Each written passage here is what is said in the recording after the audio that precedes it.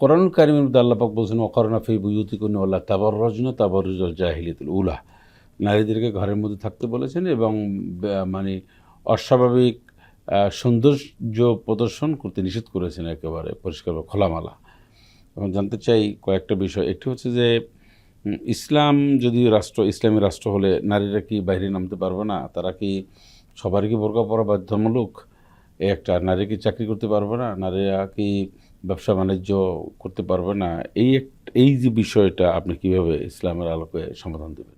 আল্লাহ তাআলাও কিন্তু ওনার এই আয়াতের মধ্যে বৈষম্য দূর করে দিয়েছেন।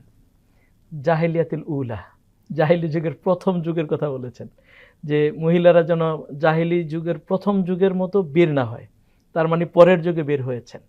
আল্লাহ তাআলা আয়াতে এটা খুব খোলাসা করে দিয়েছেন যে ইসলাম যদি রাষ্ট্রে প্রতিষ্ঠিত হয়ে যায়, আল্লাহ সুবহানাহু ওয়া তাআলা নারীদেরকে তাদের অঙ্গনে অবাধ চলাফেরার সুযোগ করে দিয়েছেন।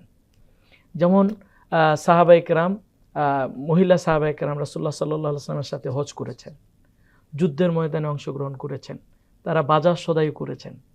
তার মানে হচ্ছে ইসলাম যখন রাষ্ট্রে প্রতিষ্ঠিত হয়ে যায়, নারীরা নির্বিঘ্নে চলাফেরা করবে, কিন্তু পর্দার মাধ্যমে। আল্লাহ সুবহানাহু ওয়া তাআলা চান যেন নারীরা তাদের সম্মানটুকু পান।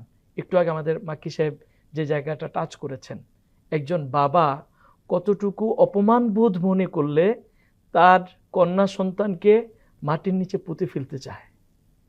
অথচ কয়েকদিন আগে আমি ফেসবুকে একটা স্ট্যাটাস দেখলাম যে দুনিয়াতে যদি সুখ বিক্রি হতো তাহলে প্রত্যেকটা বাবা তার কন্যার জন্য সুখ কিনত।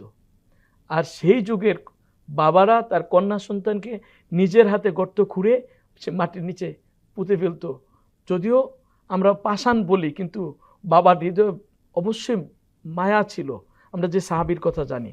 তার মানে হচ্ছে ইসলাম পূর্ব যুগে পর্দার বিধান যখন ছিল না, তখন নারীরা ছিল অবহেলিত, লাঞ্ছিত, অপমানিত, ভোগের পণ্য।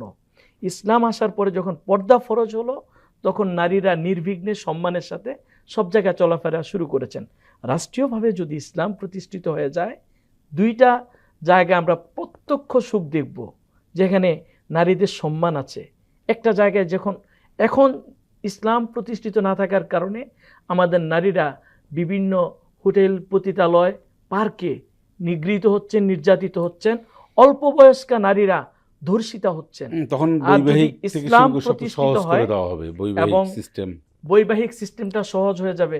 কিন্তু ইসলাম যদি রাষ্ট্রে প্রতিষ্ঠিত হয়ে যায়, প্রাপ্তবয়স্ক হলেই বিয়ের কোনো বাধা থাকবে না, তবে অবাধ মেলামেশার মধ্যে বাধা থাকবে। চমৎকার একটা বিষয় হচ্ছে, প্রত্যেকটা নারী তার সেক্টরে চাকরি করবেন, তাকে সবাই বোনের নজরে দেখবেন, মায়ের নজরে দেখবেন। প্রত্যেকটা জায়গায় মহিলাদের আলাদা ডাইনিংয়ের ব্যবস্থা থাকবে, আলাদা টয়লেটের ব্যবস্থা থাকবে, আলাদা নামাজের ব্যবস্থা থাকবে।